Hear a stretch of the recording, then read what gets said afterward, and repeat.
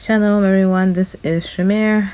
Shabbat Shalom, or it's almost Shabbat, a couple of hours. And we are still pressing along here in the land.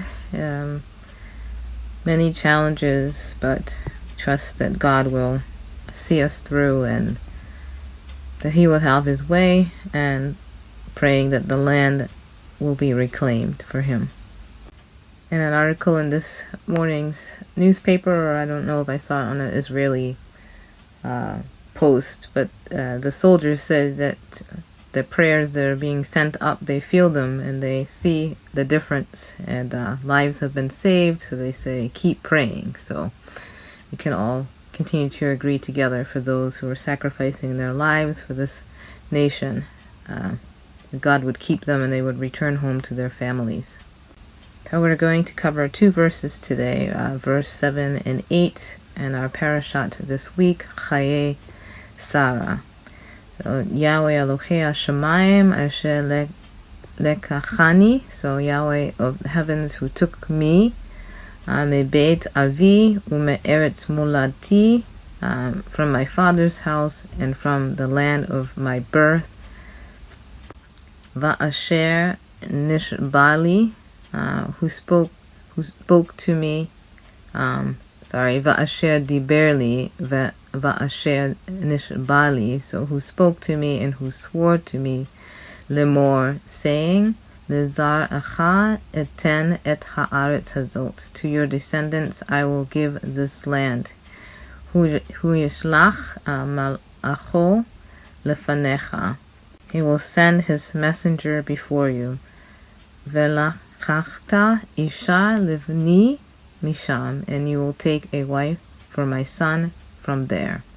So from there meaning the land of his birth.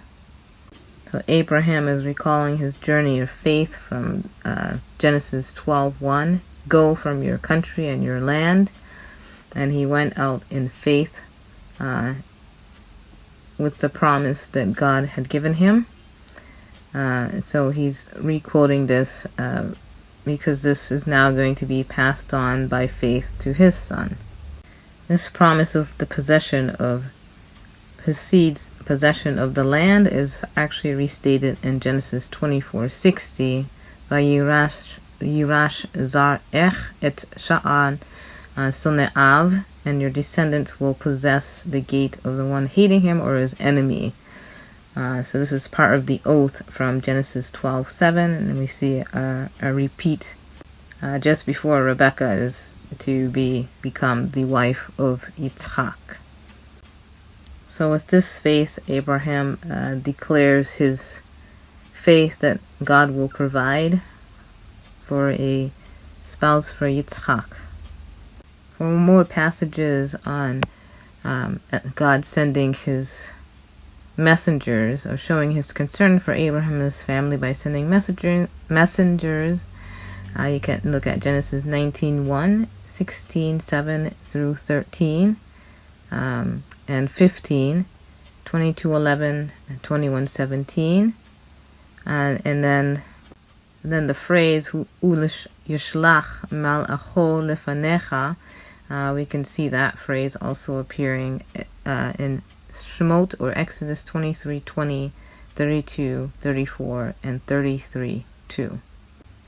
Although Abraham's faith is strong and unwavering, as according to God's promises that he received as an oath, he has to make provision for a servant, understanding or recognizing that the servant may not share the same level of faith, so he gives him an escape from this oath that he has taken by letting him know that if the woman is unwilling to go with him, that he is free of this oath, but he strongly admonishes him not to bring his son back to Egypt.